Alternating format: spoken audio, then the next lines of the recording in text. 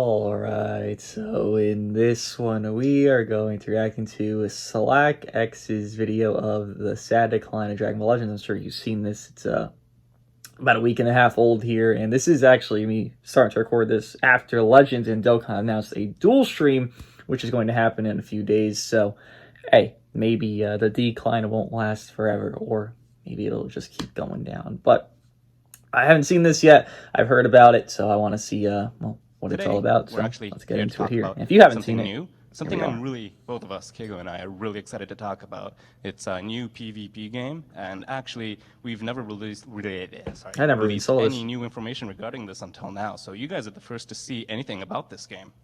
So, look at Dokkan's old logo back there. Dragon Ball Legends. Legends is dead. I mean, maybe not literally, but it feels dead. It goes without saying, this is one of the worst months ever for Dragon Ball Legends. This is concerning. This is very concerning. Very. I genuinely cannot recall a time it was this bad. Not only are a lot of these LFs trash of Demon King Piccolo, of Mr. Metal Cooler, because realistically, he is not very good, despite how defensive you can make him. He hits like a hero unit if you actually make him like a defense build. Trash free-to-play, trash free-to-play. Fun free-to-play, but still trash free-to-play. Nappa and Cybermen, so many units that are just failure fumbles that just coexist, and it's like, this is our last three purples. Evo wasn't top 10 for most people. DKP wasn't top 10 for most people. Cooler is barely top 10 for most people right now. This guy's spitting facts. Fuck you, Legends. So back at the end of March, when they released their newsletter talking about the current issues I like how of the dramatic game this and how is. they I'm were not gonna going lie. to address them, one of those issues like were, quote, and I'm actually reading this directly from the newsletter, increase in characters with high combo power. The same issue has occurred with special cover change notification and draw speed up effects. With combo capabilities continuously on the rise, matches often devolve into one-sided affairs where one player is on the receiving end of a lengthy combo. Some of you can recall times where you could only watch helplessly after a single mistake led to a long combo that eventually destroyed your entire party.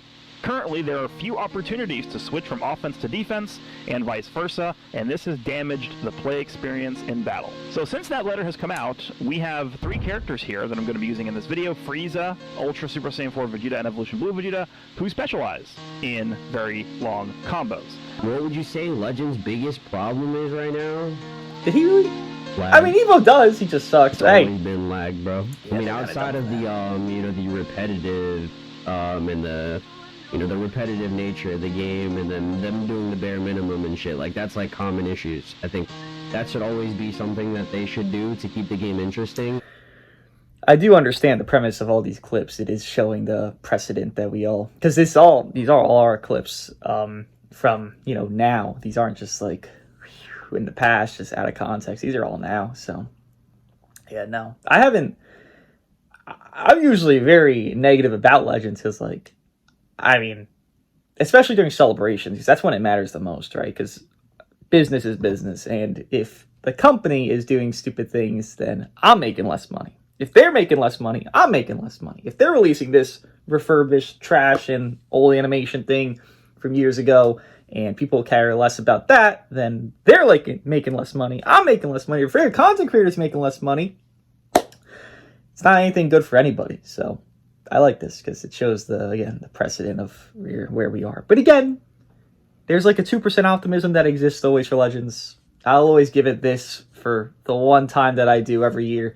This is the time for the game to be dead. There's no holiday. There's no people on vacation. There's nothing there. If there's a time for Legends to be dead, it should be now. It should be before Thanksgiving, Christmas, before, the next summer and spring and all this shit. It should be now, before New Year's, all that. But to be this bare minimum, yeah, it is indeed a problem. Always spice it up. I agree. Do more. Be more generous.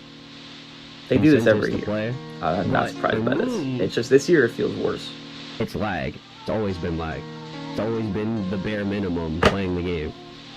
And the game always feels unplayable.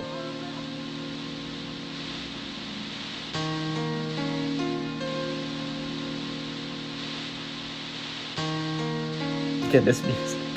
The music's just funny to me because it's Let me ask you a traumatized, question. right? I mean, it's fine. Are any of you having fun playing Dragon Ball Legends in the current state it's in? No, nigga. No. No. This was made 12 days ago. I do want to say I'm not fully hating playing right now, given I'm not loving playing right now. You know, when it was Triple Ultra, which I think this was when 12 days ago was, because CMZ just released and you were still running Triple Ultra with their teen around. It wasn't as much, but it was still there. There it was like a 1 out of 10, maybe 2 at peak. Now, really, being honest with myself, I give Legends a cool 5, 6. Like, when I go to record a video, I'm probably at like a 6.5 out of 10. When I go to stream this game, probably lowest, I'm at like a 4. And that's just because I'm using bad teams. With normal teams, I think I'm at a cool 6. I think I am. Maybe I'm coping. I probably am. But I play this game a lot more than most people because I stream it and record it. I think my perspective on it is a bit, I don't know. I would be more critical if I hated it as much more, right? But the fact that I play it so much more and I'm not as hateful of it, I think that's a positive. I think it's okay right now to play. It doesn't take away from the fact of the flaws that it has. I still don't, like, shoot me, because I don't think it's the worst game ever to play right now. It was for a good bit of time there, but right now I don't think so. No! I enjoyed it enough to play it every day. It's no surprise that this game has been at a sharp decline for this past year. From the countless broken promises and the incompetence of the dev team, the flaws with the new design philosophy. It's actually pretty funny. I remember tweeting initially this year, like early this year, when Gohan Trunks got revealed, because that was when Tani like took over. It was in that first reveal of the year of the LF. And I was like, how will he cook? Because that looked like great, the reveal, the animations, Gohan Trunks, all of them. And now we look where we are. Scummy corporate greed tactics like the new supporter system and CC reduction, and of course, the tiresome toxic metas. The entire Dragon Ball Legends community has had enough of this game. The countless but completely valid complaints, people rolling their eyes in annoyance and slandering this game even when it's simply brought up. It's sad, but that's the unfortunate state the community is in right now. We're tired of all this non-stop bullshit. And honestly speaking, I don't think it has ever been in this bad of a state before, at least from what I can remember. So for this video, we're going to be covering... I was trying to recall as well. I've been playing since first year, 2 days before first year started, so fucking obviously. Has this game ever been this bad where it was with Triple Ultra of UV4, Namek, and Frieza? I mean, I'm sure there is times, but the issue is those times it wasn't also dead periods. Right now is a dead period, and the game's meta when this was made was the worst it's ever been. I think that's the real problem. It's a totality problem. Because right now, I think it's a little bit better off, obviously, because these units have incorporated new ways to introduce themselves, and they're doing their jobs. Even CMZ, he looks more new philosophy than any of these other ultras.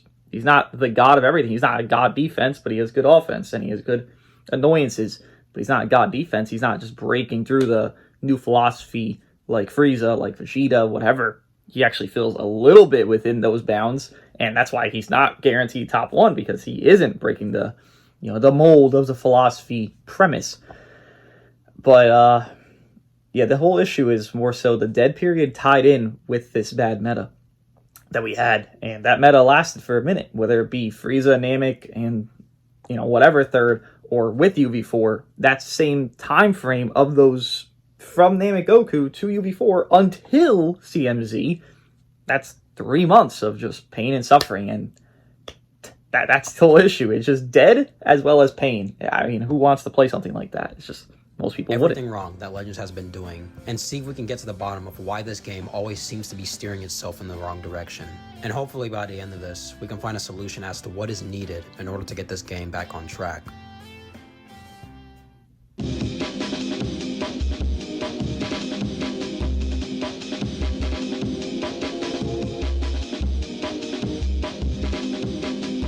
So, where did it all go wrong? We have to point the blame at something. This big of a downfall just doesn't happen out of thin air. So what caused it? Well, to answer that question, instead of asking what caused it, we should be asking who caused it. I wouldn't try to get out of this. Not unless you want me upping the body count by a few hundred. Ladies and gentlemen, he needs no introduction. Regarded by many as the single most toxic and hated unit in this game's history, Ultra Majin Vegeta is the prime example of what happens when you go too far. A unit so powerful and so brain dead that he is solely responsible for the creation of one of, if not the worst periods ever to play this game. Majin Buu Saga was already toxic enough, but with UMV now in the Unk status here. Again, I'm not just gonna, agree with everything. There's gonna be some parts I disagree with, obviously, because I've had way too much experience of all these hellholes we've all been in. I just want to say something, and I know people won't like this, they won't agree with it. That's okay. I don't come here to get agreements with. Trust me, most probably don't agree with what I say for most part, and that's okay too. That's fine. I don't need the validation. I'm all right. UGB killed ranged units. I know he's not saying like he's just outright the biggest issue of all time and he's the ruiner of everything. He's just giving a point to it of recent time of like what caused an issue. I just want to note UGB killed ranged units for months. The ranged units in the game were not used. Even Roshi, who was a yellow that could seal UGB, on a theoretical basis of paper that dropped 2 months after UGB, was not run. That man killed ranged units for months on months on months. When we're talking about the most toxic characters, I don't think there ever gets a broad discussion of a fusion. Ever. Never ever. You'll always hear about the UMVs, the FSKs, Namek Gokus, and, those are fair shouts. Trust me, I played through them all as well. But no one ever mentions a fusion. I just want to throw that into the blender here. That guy, UGB, can be considered one of the most ruining characters for people's experience, and I guarantee on everything, he made people quit a lot more than you think. Because you couldn't do anything. You fought him, and you don't have him, you couldn't win ever. UMV, Go Tanks drop prior, you trust me, you most likely need to own UMV. But we got the festival coming up, the festival units obviously were very good. There was something along the silver lining eventually. Not to glaze UMV, because holy shit, I will never do that. But there was something eventually there. UGB was the end of a celebration. So there was nothing coming to save anybody. And nothing did save anybody for a long time. I just want to throw that man's hat into the ring, because that guy deserves a lot of criticism. And he gets, I don't want to say 0, if FSK gets 90% of this game's hatred, UGB gets 1/10 of that, and that's at peak. Picture, he made this team go from extremely broken to unbeatable. The damage, the healing, the support, the buff cancellation, the infinite green cards, and of course, the infinite combos. This team simply had it all. And the worst thing about it, there were so many usable Majin Buu Saga characters that you could have made so many different variations of the team. Proud! Who's 6-man Buu Saga? LF Kid Buu, LF Gotenks, LF Fusing Super Vegito, Sparking Green Evil Buu, and Sparking Supreme Kai. It's kind of funny that this is a team. Again, these units didn't kill UMV. The UMV still, you could still fucking cope run UMV today, and he's about to hit a year old, like, in a few days. But these units actually were competent against them. If you ever tried Shin back then, he wasn't bad against them. He was actually really good against them. Gotenks, solid, not the counter to UMV, but solid. Using SV, could rush. He got a little prior setting. There was answers to this guy that were not fully the worst thing ever. Again, I just throw the hat into the ring of UGB. These answers did not coexist for UGB. At least as fast as they did for UMV. I'm not saying solutions. There was no solution for UMV. But there were answers to help alleviate some pain. And they dropped just a few months after him. UGB, 5 to 6 months later, is when he finally started to get some pushback. And it wasn't even really pushback. It was more so a new celebration dropped. Again, just throw that man's hat into the ring and think about it for a second. that guy exists somewhere as a problem. UMV obviously was. He's the more modern one. But just remember, there's an originator to UMV, and it's UGB. Is this enough relevant Majin Buu Saga characters, guys? I think Legends should add another one. I get the point. Overbuffing the team. And they actually did. Great. As if the infinite combos couldn't get any worse, LF transforming Vegito Blue and LF transforming Super Saiyan 3 Goku were here to make everything more miserable. What I don't know why they thought these that two hasn't been infinite already? combos need to All you coexist. had to do was combine the might of UMV alongside these brain-dead, soulless combo characters. And there you go. That's all you needed to do to win. And of course, thanks to Super Saiyan 3 Goku, Majin Buu Saga was given yet another buff, which it so clearly did not need. The game became so unbearable to play, to the point where it felt like a chore to hop into PvP. You were punished for engaging against UMB, This and of was a course you had bad to deal time. with all the other bullshit that he does. And then This if was you worse made than Triple one Ultra, single in my error opinion. against these soulless slop combo characters, the game was over. And if you're wondering why I keep calling these guys You in can feel the particular passion in what soulless, he's saying it's here. because that's exactly what they are. Uninspired, soulless units who provide nothing unique in terms of kit. All you had to do was click cards, and there you go, that's the character. And that was another big issue that the community had during Festival, held basically the entire year of 2024. Most of the characters that were released seem to lack identity and just do the exact same thing. Everyone gets card draw speed, everyone has infinite cover null, everybody combos for 50,000 years. It's like creating a unique unit was just impossible now. Honestly, the only really unique characters we got in 2024 were these guys right here. They were goated. But I would say they... Low key, I'm thinking about it now. This video would have fucking been like so. It's accurate now, obviously. This would have been so much more accurate during the Buu Saga stuff. It's like now we're actually. I'm not saying they're succeeding, but they're trying. Of like, here's Metal Cooler, a full defense guy. Again, I understand Metal Cooler is a dud, but there's an attempt at something different. At least I could respect the attempt at something. But here, he's right. I mean, that's all we did get, just infinite. And this was a festival, because Super Saiyan 3 was festival. And this right here, where he's mentioning the other characters next to UMV's drop, were anniversary. So this was a 6-month gap between, or 7th month with UMV, 7-8-month gap between all these characters. This would have hit, this video here, this exact video, could have been accurate a year ago. Isn't that insane? Now, still there. As a double-edged I think it's a sword. little bit less. Because they were It's still so there. hype and set the bar so high for future expectations, players just started to assume from there on that every single celebration after was just going to have some godly unique character with all these brand new abilities and quirks. Of course, it's not the players' fault they for having should high assume that. expectations. Legends is the one who Yeah. set the bar anyway, and they failed to deliver. The devs knew what they were doing by releasing these characters, and I'm not saying every single character released after needed to be on that level of creativity, but for special occasions like the celebrations, that's the time when they need to be going all out. Not giving us Control-C, Control-V ass characters. To give Legends some credit, at the bare minimum, they at least gave Vegito and Goku Black a new ability. Vegito has his anti-counter gauge buff where if you try to attack somebody with the counter gauge, it won't go off, which still somehow didn't push UMV out of the meta, by the way. I think this should be pointed out as a problem in Legends, by the way. Obviously, game's going to do this, but it goes to the point of selling the solution. We understand UMV's a problem. Okay, well, we can only sell the solution. That's all we can ever do for you. We can't just destroy the problem by doing this, that, and the other. I'm not a developer. I don't need to know the answer. They're supposed to know. They don't try to destroy the problem.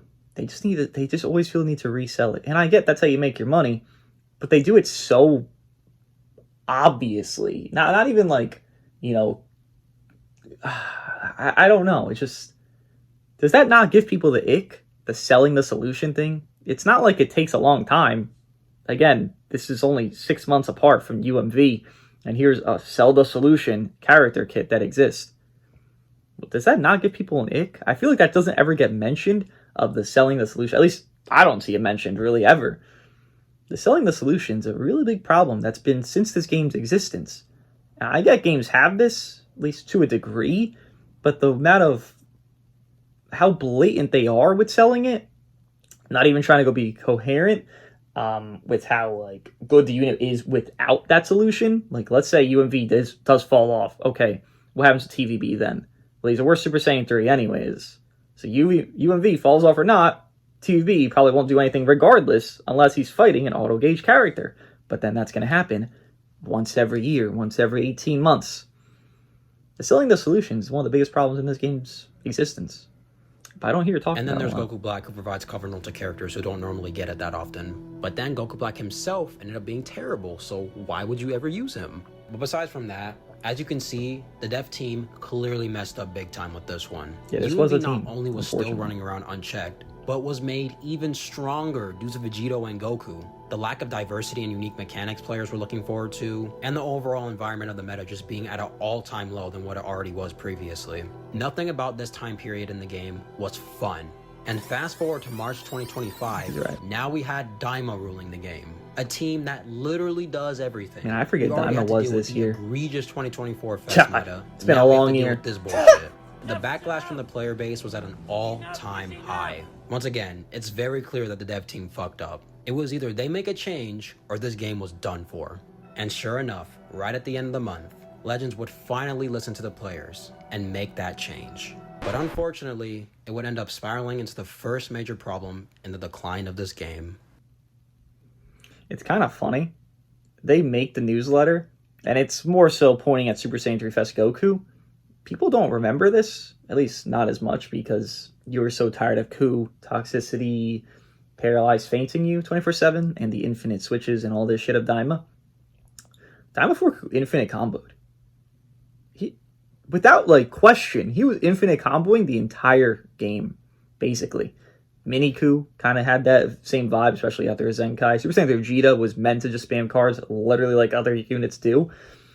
People don't ever talk about Daima 4 Ku's complaint. They talk about Ku and Daima as a whole. But individualistically, Daima 4 Ku, obviously he made Daima what it is because of his safety that he gained with being on full Daima, but he really was the real issue. Ku obviously being a very close to #1 issue. I really do think it was Daima 4 Ku though, because this newsletter dropped because of him. It was not because of Super Saiyan 3 Fest Goku. It was because Daima 4 Ku. That man did infinite. I'm sure it was a culmination of him, but the straw that broke the camel's back, bet my everything. It was Daima 4 Ku.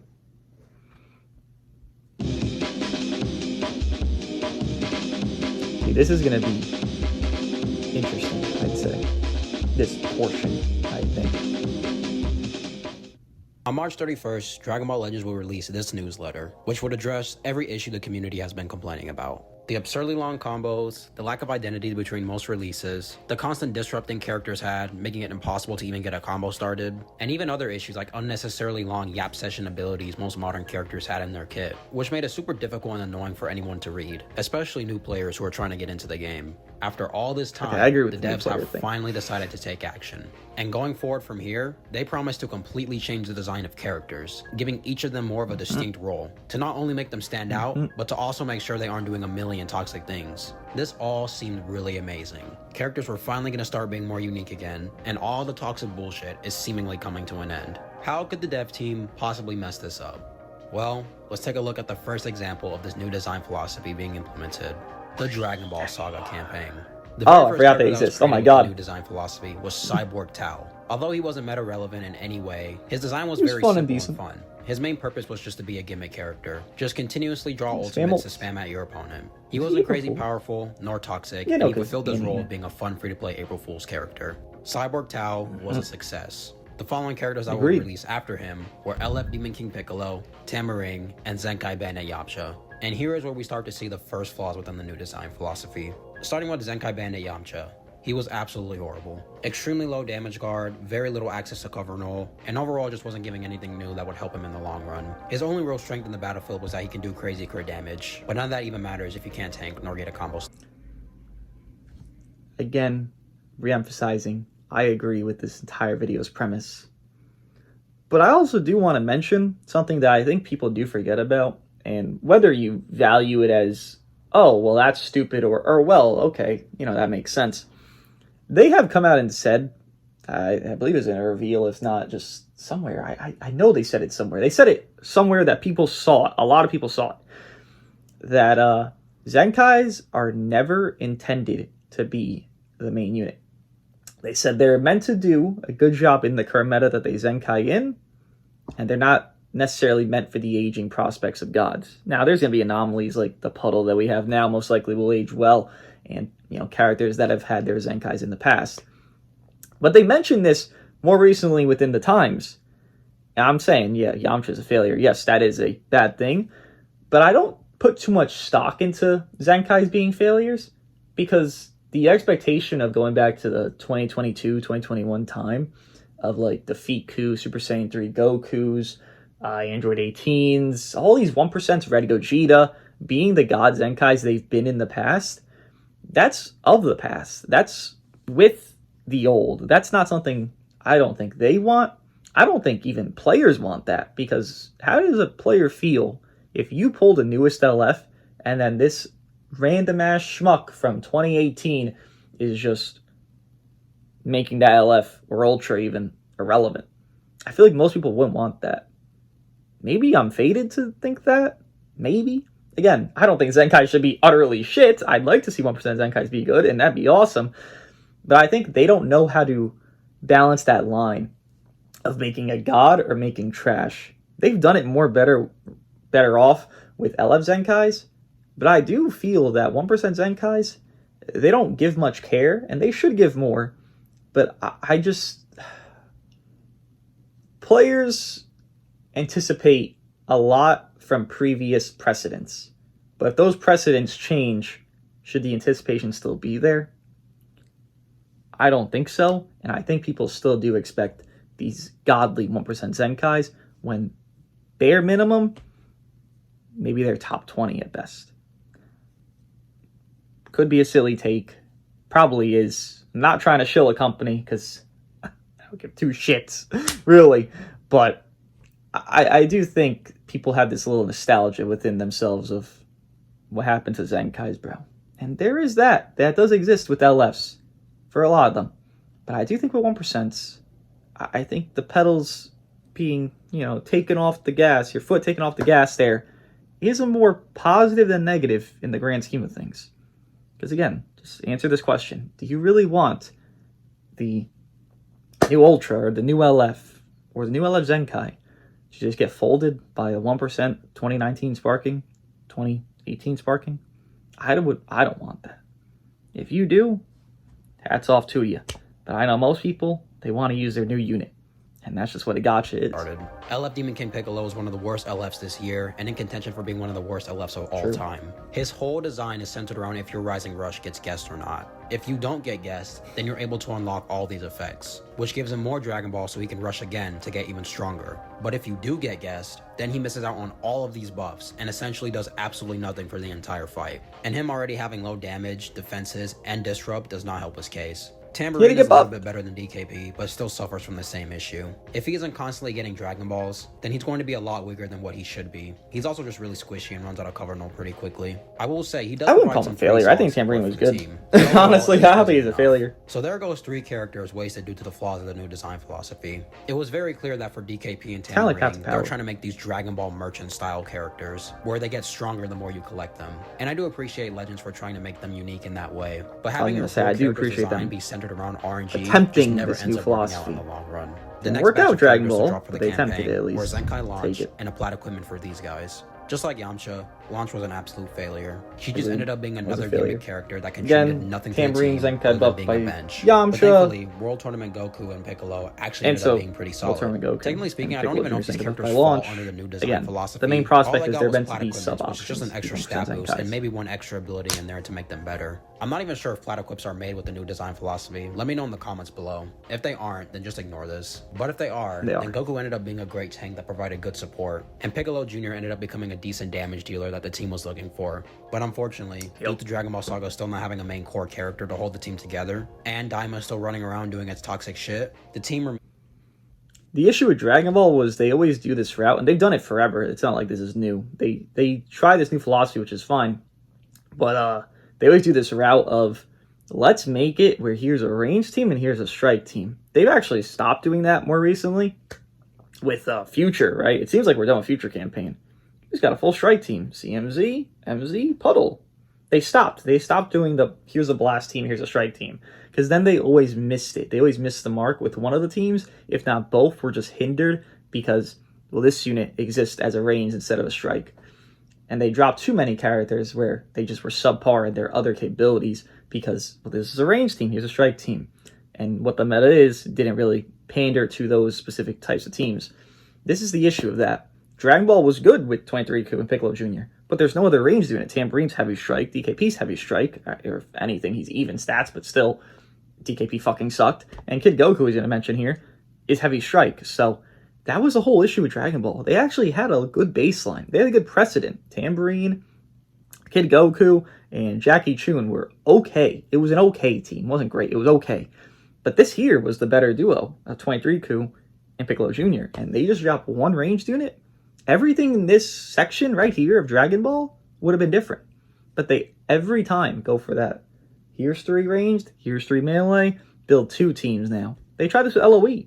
They kept buffing, here's Red DBS Frieza, and then here's some Strike Green Cooler, and then here's Metal Cooler that can flow, and then they keep doing this tit for tat. Again, they stopped it recently. You can see that within the Future campaign, and it's been successful. This is the best campaign of the year by far. But this team suffered from that fate. If they didn't do that, Dragon Ball would have been a very good team. And frankly, probably would have pushed Daima to not be as, like, even 50% as used as it was. But if they just didn't give the team a third with the better duo of these two. Because these two were better than Tambourine and DKP by far. Bad spot. And even with the final releases to wrap up the campaign, LF Kid Goku and Sparking Jackie Chu, it still wasn't enough. Daima remained the top dog, and Dragon Ball Saga would end up getting power creep once the 7th anniversary came around, basically giving them no moment of relevancy, except for LF Kid Goku. He was the only character to survive during Part 1, but completely got pushed out when Part 2 rolled around. A short minute. So overall, the Dragon Ball campaign was a complete failure, which also made the first batch of... Also, the timing of the new philosophy was shit. Why are we doing a new philosophy, and the test units are going to be the ones, like... Fine, I'd rather it be units that are before a celebration than the celebration units themselves, though Evo is Evo, and he was still a subject to fucking shit, which we'll surely hear about. But why do it 1 month before the next big celebration, the anniversary?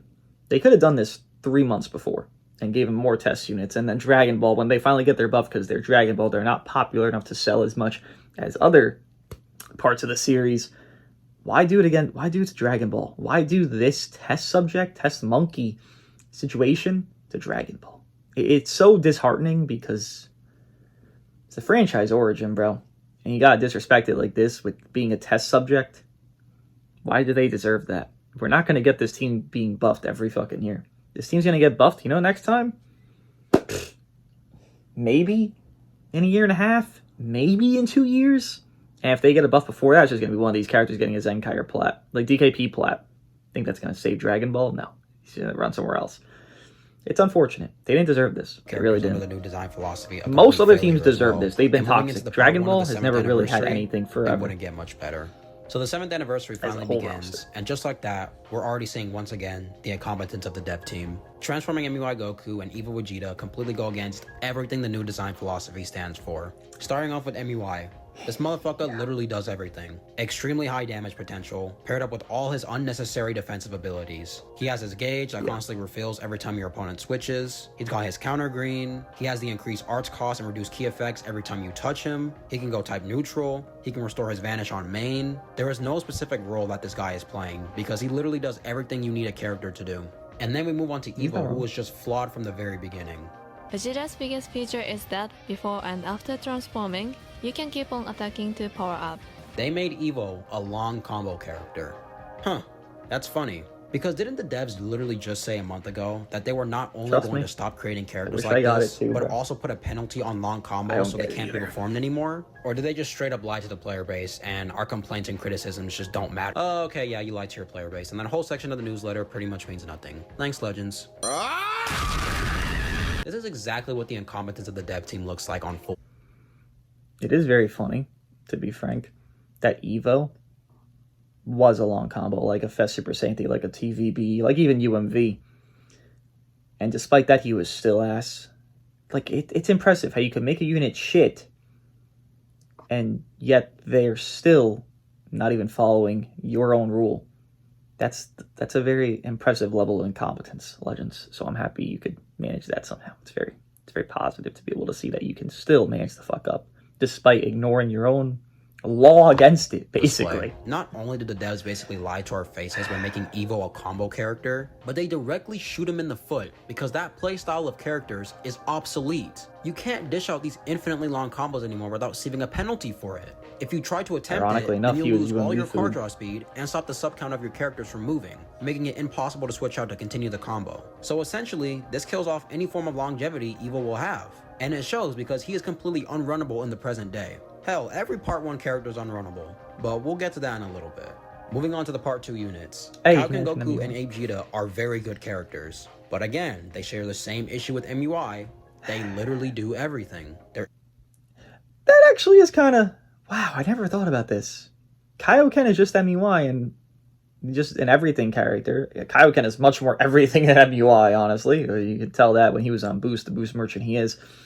But Ape really was just Vegeta with Revive. Isn't one thing these characters are lacking, nor are they playing a specific role in the team. Goku is both strong offensively and defensively, and then Vegeta is again, just like Evo, another long combo character. Not even a month later and the devs already lied again. Then there's Nappa and Tag Tien and Chaozu. And unlike the characters we just talked about previously, these guys actually bring something new and exciting to the table. Nappa has his brand new clone ability, and Chaozu has that little exploding thing when you kill him. I don't know what it's called, but it's cool. But guess what? It doesn't even matter because Nappa ended up being completely dog shit, while Tien and Chaozu got completely power crept by the time the Part 3 Ultras. No. I'm not letting Tien and Chaozu off the hook here, though. They infinite comboed. They had cover null, then you tag switch, you get more cover null. Then they kept going. They were an infinite combo character. People do not run them often. It's fucking Tianshatsu. No shit, Fiku got a plat like a week or 2 later.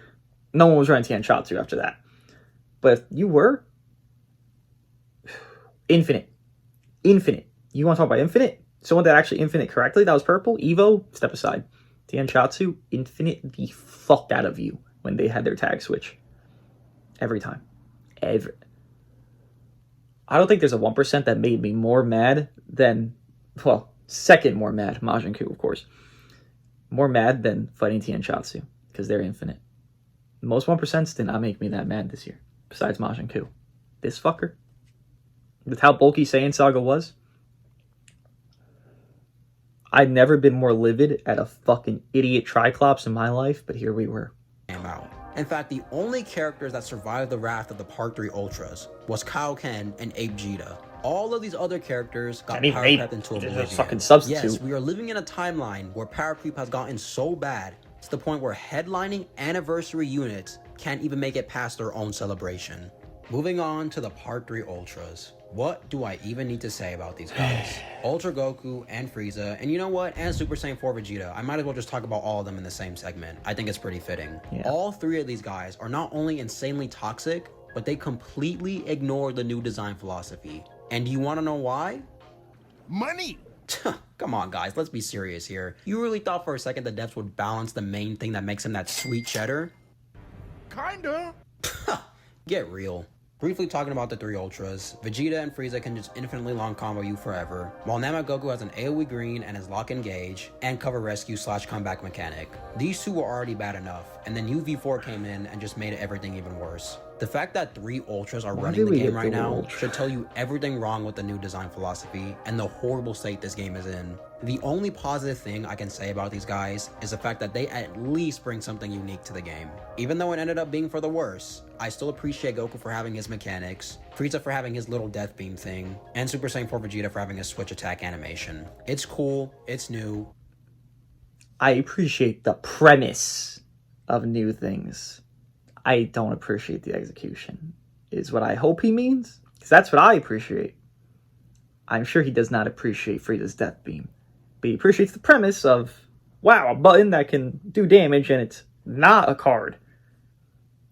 Because I agree with that. The premise is cool. But the way it's executed, whew.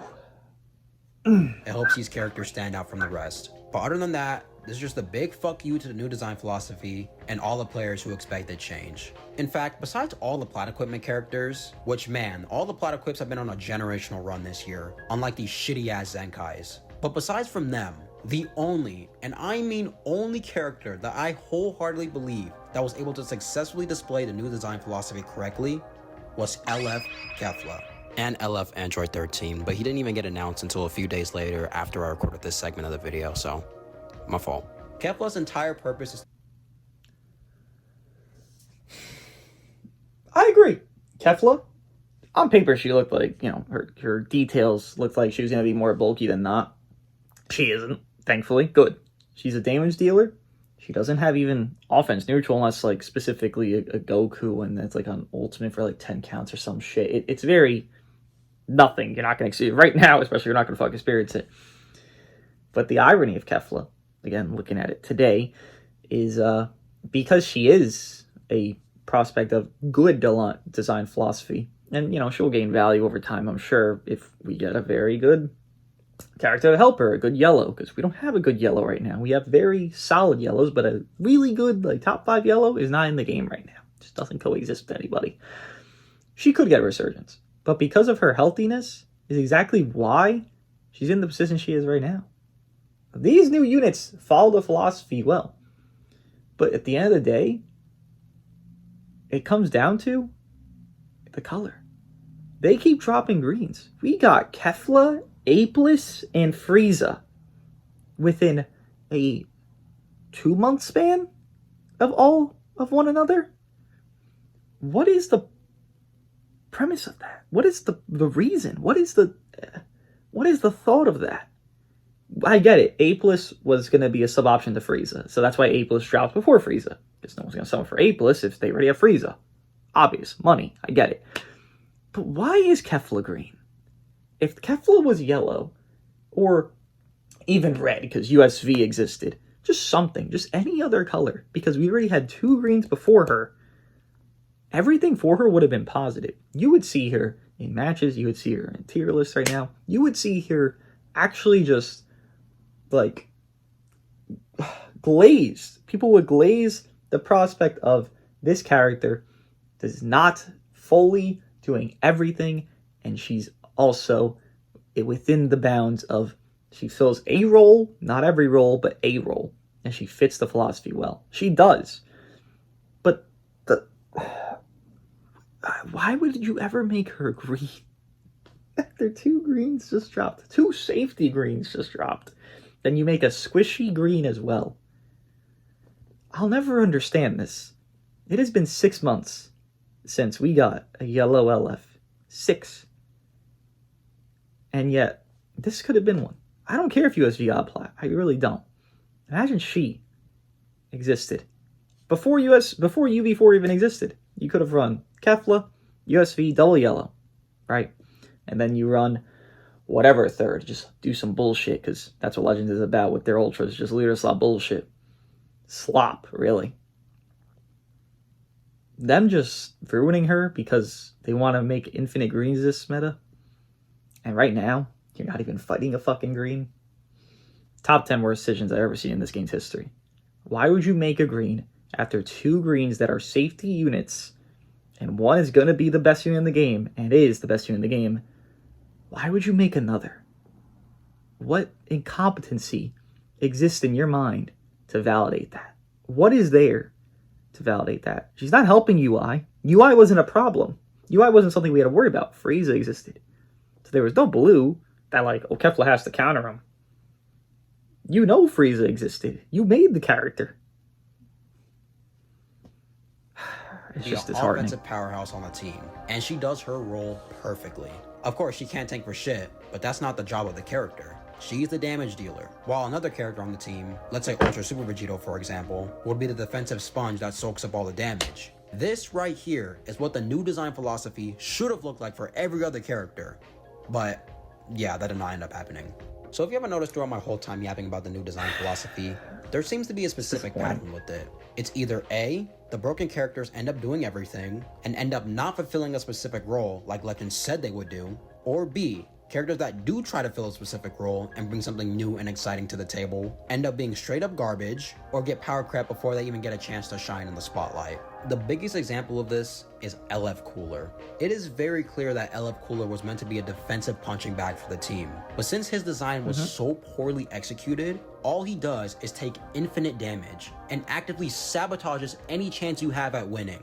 And because Cooler is so bad, he is now in discussion for being one of, if not the worst designed unit in Dragon Ball Legends history. That alone should tell you everything that is wrong with this new design philosophy. Yeah, we're dead. Can't even swap in the cooler, bro. Yeah, what the fuck that was. The worst thing about the philosophy is mostly, probably, the inconsistency. Again, if we just follow through with being consistent with this, as soon as the Dragon Ball campaign started and they saw what quirks they had to make, it would have been fine. It's so easy to just look at this and just reminisce these couple months and see how easily this all could have been just amazing. It's so easy, just as like someone that plays this game, it's played through this shit. They could have made all these things such great successes. So many things. So little changes would have been required to make everything they promised since Daima like positive. There's so little things they had to change. Some numbers, some team colorings, so little things they had to change. Work that probably wouldn't even waste 2 weeks for them. That could have made everything just hunky-dory. And instead it ended up being this. There is no real defense for that. It's just sad. Because it really was just that easy. Just make better stats, make them better elements, and undertune a little bit more things that are overtuned. That's all you got to do. It's not anything crazy. You don't have to do anything wild, even animation, whatever. They could be subpar. And they have been subpar this year for a lot of characters. But they could have just made everything so much better with this philosophy. And they somehow really just made it the worst it could have ever been executed in its existence.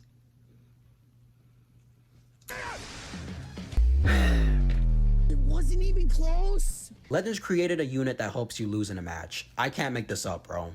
I know there's other characters I didn't really touch up on, but I'm sure you get the point. Not only has Legends basically fumbled most of the units to come out, but they also lied to us multiple times by having characters like the 3 Ultras, LFMUI Goku, Kaioken Goku, and Ape Vegeta that do literally everything and not fulfill a specific role as promised to us. What a complete joke this quote-unquote new design philosophy truly is. Let me ask you this question again. Are you guys having fun getting matched up against these toxic Ultras 95% of your matches and not being able to use them? No, I'm not. But let me just bring up a point I don't think he's going to mention because it seems like he's going to go to a different segment. The main problem with this isn't even... It is the units, but it's not even fully the units. It is the non-allowance of older units to be run. I remember distinctly during part 2 of Anniversary, I couldn't run an old unit. I was not allowed. If I fought Saiyan Saga, I guarantee lose if I was not using a part 1 unit or a part 2 unit.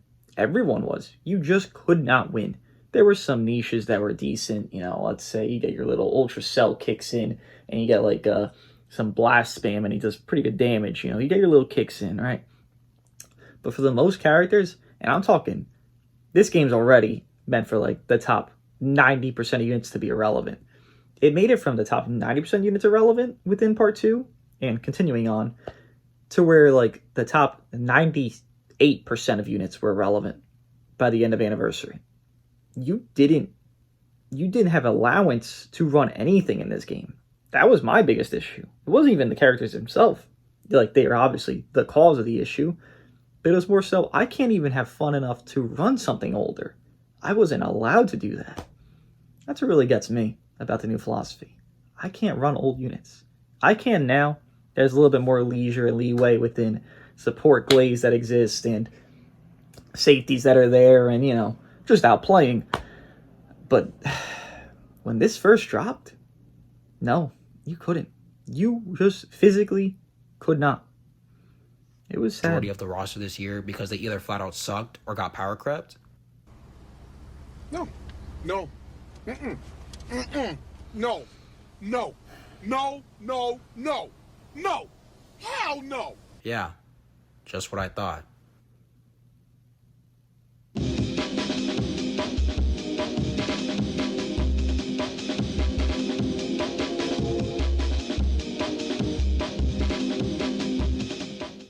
So around a week or two ago, I made this community post, expressing my feelings towards the state of the game, and also asking you guys what specific issues did you want me to cover when making this video. And out of all the problems currently going on in the game, the topic of PvE content and CC reduction was by far the one that was getting the most complaints. I mean, I can't really say I'm surprised. Just look at the state the event tab is in right now. It is a complete wasteland.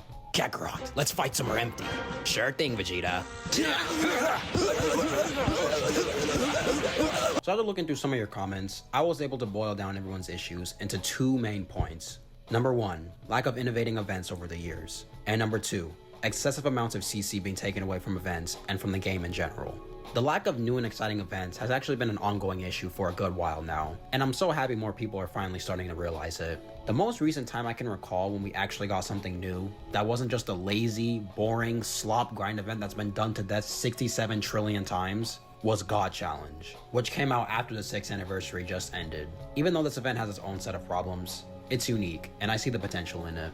Then before God Challenge, it was Full Power Battle, which came out in the beginning of the 4th anniversary. This event is basically co-op, but you have 3 buddies instead of 1. And there's also new unique mechanics, like the all-out rushes, and the special Rising Rush say about this? Then before Full Power Battle, it was just standard co-op. There's also Raid, which I wasn't going to include since it's literally co-op 2.0, but it does have its own perks, so I guess I will. But as far as brand new major events go, these are really the only ones. Oh yeah, as I'm recording this, I forgot to mention Tournament of Power exists, but that is so forgettable and so boring. I'm not even gonna include it. Fuck Tournament of Power, it's so ass. And the sad thing is, nobody really cares about these events anymore anyways, because Legends has done nothing new with them. They are literally in the exact same spot when they were when they first came out. I mean, co-op did get a little bit of an upgrade where the Rising Rush thing got changed out for that little button shit. I don't know what it's called, but it got changed out for that. So if you want to count that as something brand new, then sure, why not? I'll give Legends some credit. But besides that, that's all the upgrade it got. And that was 2 years ago by this point.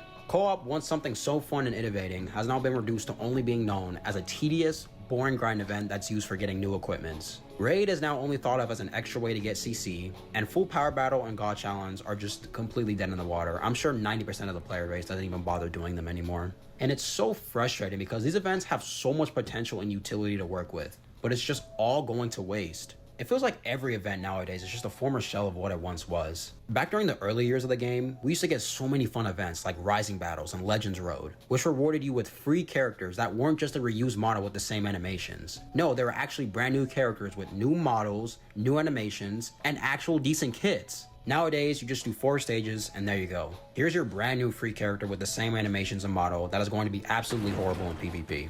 We also had actually challenging events like the stage battles, where you have to try your absolute hardest to defeat them. I remember those type of events used to get so many views back in the day, simply because they were just so entertaining to watch. Seeing your favorite YouTuber absolutely lose their mind was not only hilarious, but it was also relatable.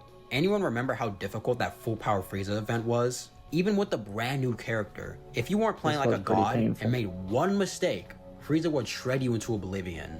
But nowadays, if you have the brand new shiny character, you'll be able to solo any event with your eyes closed. Hell, events are so easy nowadays, you don't even need to pay attention to beat them.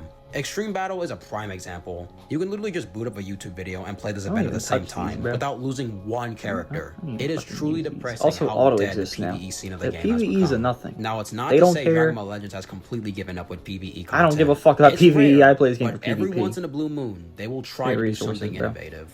For example, every April Fool's event has been an absolute banger, and most of the time we're given a brand new character that isn't just a reused model with the same animations. The events also have unique dialogue and cutscenes. After all, the gravity on my homeworld again, just me personally, is 10 times stronger than Earth. I don't give a fuck about these. I'm playing a PvP game. Give me my resources how do I get them. Whatever the fuck you do PvE, these events are make all it cool or just not. Fun, but it's really unfortunate it don't that make these too only fucking happen difference once a year. And maybe for the to remainder you, of the to me, I don't time, the give game two is just back shits. to its dry state. I never have. Another example is the most recent LoE campaign. Despite the actual characters themselves being a failure, the PvE aspect had a cool concept, but could have definitely been so much better. There were missions called Invade Planets, where you had to do them in order to unlock a key. And once you gathered all 3 of the keys, then you were rewarded with 300 CC. It was at least really fun concept, but the problem just comes from the missions themselves. Again, I don't particularly care for or against, boring, but it that was there isn't any different, real and that's excitement cool. to be had doing them. That's the thing with PvE content. There's infinite amounts of possibilities you can do, but there just seems to be no drive for the dev team to do that, which is why PvE is and will probably always remain in the state it's in forever. The drive for their dev team to ever do PvE is nothing, because they can't make money off PvE. What does PvE matter when it's a PvP game to a lot of people? I'm part of that group. They'll never make as much money off PvP or PvE as they do PvP. As the precedent they've set for this game, it will never be the case. Obviously, I prefer more events, more CC. Everyone would. But they know, and we all know, it'll never make more money for PvE shit than PvP shit. Just, it's not the main driving force of playing this game, I feel, is for most people. When most people log in, they'll play a match or two every few days, then they'll log out. They don't give a fuck about daily, they don't give a fuck about co-op, TOP, fucking raid. Most players, the grand majority, they'll play a match or two, they'll summon when something drops, when they see it, whenever the fuck they log in, then they'll get the fuck out. That's just the game. And they're not going to try to change that, because they know that's what this game is.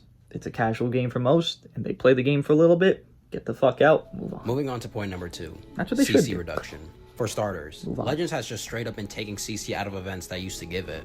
A big example of this is Ultra Space Time Rush. Correct me in the comment section if I'm wrong, but I believe we used to either get 500 or 1000 CC for completing the whole thing. But ever since they updated it, there hasn't been a single Chrono Crystal in sight. Another big example of this is Rush Battle. I know other Instead of it have. being 30 stages, back then it used to be 100. While it was more tedious to do, it still gave players 500 more CC versus the amount we're 300. given now after the stages have been reduced. This change still doesn't make any sense to me. Why even reduce the stages if you're just gonna cut the amount of CC people get in half? Wouldn't it have been nice if Legends reduced the stages but also kept the amount of CC we got the same? It's just little examples like this where they could have taken the time to appeal to their player base. But no, never with this game. Another more recent example is Raid. Instead of getting the standard 700 CC, now we only get 500. But why? Why would you do that? Why would you do any of that? Can anyone please tell me what is the point of doing this? Nobody even cares about Raid as an event anymore. It's only used to grind Chrono Crystals. That people spend and now more. You're slowly taking away the one thing you're people someone- care about. And of course, we can't. Again, I'm not defending the company, I'm just explaining why the mentality of the company is this way. From playing this game for so long and clearly understanding how this business is operated. If you're someone that is willing to put all this time in, playing Raid, playing co-op, playing the tower, playing all these modes, they clearly know you're invested. So hey, we'll give them a little drip of CC, we don't gotta give them the full thing. And most likely, they're gonna buy the rest anyways. That's probably their mentality. And it's probably the correct mentality if they're going for the money route, which it's a company. They're going for the money route. That's why they dwindle CC. They already have you hooked. You're already on this. You're already farming these events. You're already farming the raid. You're already farming Tournament of Power. You're already looking at guides for Tournament of Power. You're doing all this already. So what do they have for themselves as a company to be like, oh, let's keep the CC where it is in a positive manner? Maybe for celebrations, they'll up the CC just because new people will be like, wow, this is actually worth it. You know, I don't have to ever buy anything. And that's why we always get a lot of CC during big celebrations compared to off time. It's because you're already hooked. They know you're probably going to buy CC to kind of, you know, reimburse essentially the CC you've lost from them removing it. Reimburse, quote unquote. They know.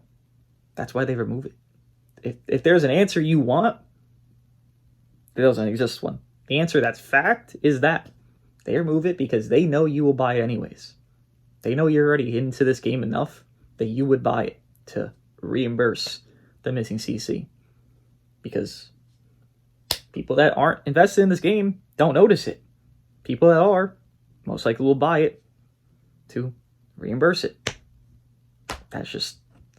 That's the reason. It's not a good reason. It's a very shit reason. It's a very scum reason. But that's the reason they do it. Boosting. This was one of the biggest methods to get hundreds, even thousands of CC instantly. And I am truly convinced to this day, this was the only reason why it was removed. You may call it a stretch, but if the devs are bold enough to remove CC from the game right in front of our faces, then I doubt something like this is beneath them. There are tons of other examples as well. I think there's Just two look at reasons. most of the events Simplify that come out for new nowadays. players. Almost none of them give as you well any as CC. So not only are Yes, modern yes. events lacking any form of innovation, but they don't even have the courtesy to give us the one thing people care about the most. It is always a lose-lose situation for the players. Okay, to give Legends some leeway, I understand that the main attraction of this game is PvP, which means the devs are most likely going to dedicate their time and resources into making sure every aspect of PvP is good. Which, sure, that's fine. But to use that as an excuse to completely neglect the whole other half of your game, to the point where it takes years to get new content, just is not a good enough reason. There honestly should be zero reason why we should be going more than 2 years and 9 out of the 10 events in the tab stay looking like this. And again, it's so unfortunate because we've seen what Legends can do when they spend their time making a good event. And I'm sure if they just put more time and effort into it, then we could have more events like the April Fool's ones every few months or so. But they just refuse to. And to be honest with you, I don't think they ever will. Same. Supporters. People do not like supporters. I don't know a person that does. Either you hate them or you're neutral. Alright, before we get into the nit and gritty of supporters, I do want to apologize in advance if this particular segment of the video comes across as me ranting / me complaining. But I need to get this shit off my chest because there's a lot I need to say about this horrible, scummy, corporate greed slop of a system. So the first ever batch of supporters, being Dende and Yajirobe, were announced on September 10th alongside with LF Super Saiyan 3 GT Kid Goku. And I kid you not, the day that they came out, there was already issues. So each supporter starts off at level 1, and the max level it can reach is level 99. And the total amount of copies needed in order to max out a single supporter is 111. Yeah, we're already starting off bad. So with that in mind, how are players supposed to get that many copies of supporters? Well, there's only 2 ways to do it. The first way is to just summon from them naturally on the specific banner they're on. But God knows how long that will take you and how much CC you'll need in order to do it. But yeah, that's option number 1. Or there's option number 2, which is the one Dragon Ball Legends is intending most players to use. And that's where you go to buy tickets for supporters in the shop. And what currency do you need to use in order to get these tickets? Yeah, Chrono Crystals. Oh, but it gets even worse. Get ready to brace for impact for this one. In order to max out one supporter by buying the tickets, the amount of CC you need to spend is 11,000 for one supporter. You can't keep getting away with it! Little flashback here. Zenkais, you know how they're 7K, and you get them for free Z7 anyways?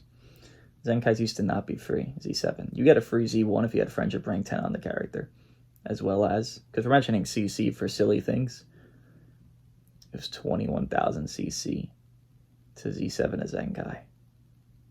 It was for a good minute. It was for a while. It was for a good minute. 21,000 CC.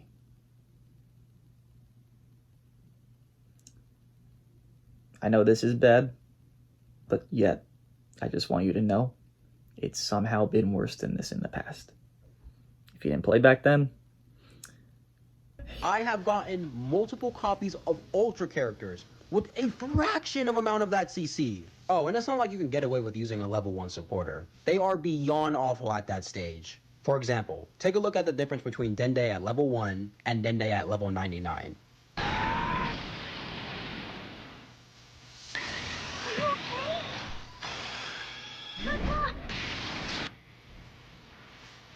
There's Dende. Yeah, that. Okay, wait. Wait. Okay, I get it. This is a bit disingenuous, though. On his team, he has no Namek enemy, right? Wait, does he? Oh, he does. Oh, Jesus Christ. Okay, no, I'm dumb. No, it's not disingenuous. It's not disingenuous. Wait. That is. Wait. What? No, exactly. No, it is disingenuous. Okay. Namek Dende heals a lot more when your opponent, so Slack X's opponent, is him, then he has no Namek. Dende heals a fuck ton more when your opponent has a lot of 2 or more or a Namek Saga character. In Grash's clip, the opponent has Namek Saga characters, so that's why the heal is such a big gap. I get the point, but this is disingenuous. If you're going to make this point, compare a level 1 to 99 with the same conditions. It's all. I don't know if any of this comes off as defending, because it's not, but it is a disingenuous clip, is all. There's Dende. Yeah. Yeah, that is... The heal gap is not that big heal. from 1 to 99. That is a big-time heal. And as for the other supporters, they are so heavily restricted, and their active conditions are so abysmal, to the point where you won't even be able to use them. Take a look at Yajirobe, for example. It takes 100 counts for you to be able to activate him, versus when you get him to max level, now you can use him at 50 counts. Literally half of the amount of time needed. And then there's Oob, who by far got the worst of it. Oh my dear sweet goat, look how they massacred you. I want to remind you guys, the entire premise of this supporter system even being added into this game is to give representation to characters that will be difficult to implement. For example, whether that be a giant character like Cell Max, or a character that doesn't normally fight in the show at all. But I feel like the whole purpose of this system gets negated when a character like Oob is a supporter, who is very clearly I expect him to be someone that has LF. qualifications to be a character A lot of people in the did. game. In fact, he's already a character in the game. Why would they do this to him? It has been 4 years since our last Oob. He is long overdue for some representation. Honestly, he should have just been the LF instead of Goku. And then they could have saved Super Saiyan 3 Goku and made him into a transforming Super Saiyan 4 unit for Legends Festival or something. But nope, poor Oob has to suffer the humiliation of being a supporter. If you couldn't tell, it's pretty clear why Legends did this to him. And the reasoning for this is because, if you think about it, there is only so many non-fighter characters this game can add before they eventually run out. It's kind of funny. If we're talking about Super Saiyan 3 GT Goku, was it like Hercule like in the area? Like Maju wasn't in the area when Goku got his fucking shit faded by a baby. But like, if anybody could have done it, just GT Hercule was right there. Like, we're going Maju for GT Hercule. So we by went making Maju. my It's goat a crazy. supporter, someone It's who is crazy, very man. clearly a fighter, it gives the devs leeway into making any type of character a supporter. And the more supporters they can add, of course, you already know what's coming, more money in their pockets. Take this shit no more, man. Quickly going over Oob's restrictions, I was honestly at a loss for words when I first saw this. In order for Oob to be usable, your opponent has to be using 2 GT characters. And I even did a little experiment just to see how many people I could run into using them. And out of 20 of the 30 matches that I did, I only Prime fought GT too. 2 people who were using more than 1 GT character. This was Prime Meaning GT 90% of the time, time, the supporter you spend all that CC and all that money on to max out isn't even usable. And it gets even worse when you realize all the current GT characters in the game right now will eventually age out. And there's going to come a time where nobody's using any GT characters at all, which will make Oob utterly worthless until more than 2 usable GT characters come out again. And unfortunately, this seems like the path that they're going to be taking with supporters for the future. They're only going to be relevant based on who's running the meta, and once that meta dominant character gets kicked aside, so will the supporter. And this will just cascade into the endless cycle of players having to keep spending more money and more CC to get the new characters and max out the new supporter.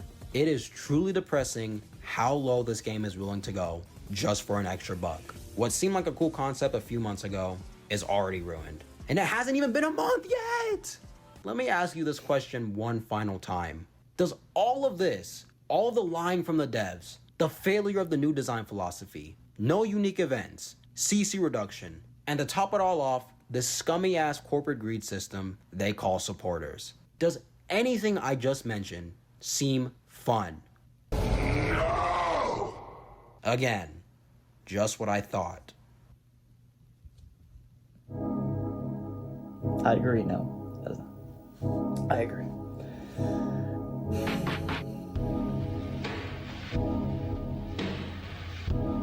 So if you haven't caught on by now, there's a specific question I've been asking throughout this entire video, and there's a good reason for it. The entire purpose of myself and any other person that plays this game in the first place is to have fun using our favorite characters from our favorite show to fight different people from around the world. But what Dragon Ball Legends has been doing recently and treating its players over the years, nothing about that is fun. And that right there is the main problem. If a video game is collectively causing most of the player base to not have fun, then it has lost its entire purpose. Dragon Ball Legends has lost its entire purpose and has now become a former broken shell of what it once was. It truly is tragic to see. I've been playing this game since I think there's a lot of times in this game's history where it's been not fun. Again, FSK, prime example. Name it Goku, UGB. Obviously here, these examples here. It's been a lot of times. I don't know if this specific time frame is the single out point, but I think it's because of how many bad metas there's been that have not been fun, that this is like, again, I said earlier, the straw that broke the camel's back. I think just this was the breaking point for a lot of people, because there's been times where the game was not fun, but I think this being what it is now with a low point kind of just pushed it over the edge. 13 years old. It has brought me so much happiness over the years. And trust me, there are plenty of good things that this game has done during that time. But unfortunately, it always gets overshadowed by the bad, because it ends up always being a big deal. I don't want anything bad to happen to this game, like end of service. This game has given me everything. And as corny as this may sound, I owe my life to it. Because of this game, I now have an amazing community that loves my videos, a good amount of income that comes in every month that I'm able to support my family with. And most importantly, I have purpose. Making YouTube videos is one of the very few things that brings me true happiness in this cruel, evil world. And the fact that my videos are able to make someone out there feel joy or cheer them up after having a shitty day, that right there means everything to me. Sorry, I didn't mean to go super deep, but I'm just trying to show you how much I really do care about this game. I just want the best for it, especially since we've already seen what happens when this game gets it right. Take a look at all of 2023 and the 6th anniversary, for example. By far mine and many others' favorite time to play this game ever.